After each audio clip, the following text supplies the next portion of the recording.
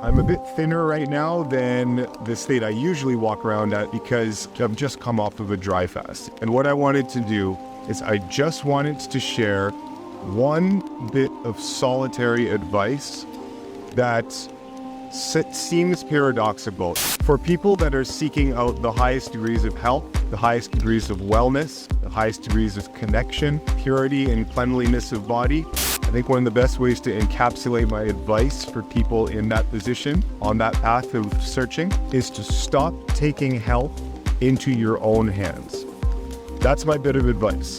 Stop taking health into your own hands.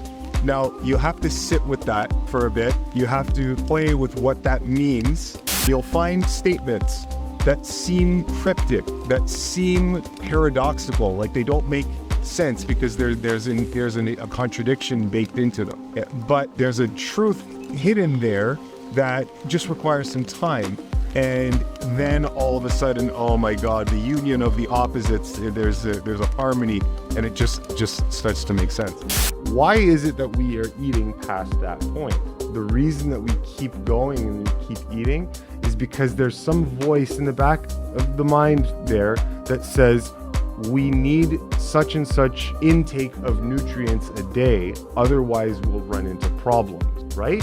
You need legumes, you need lentils and various types of cereals other than rice and wheat.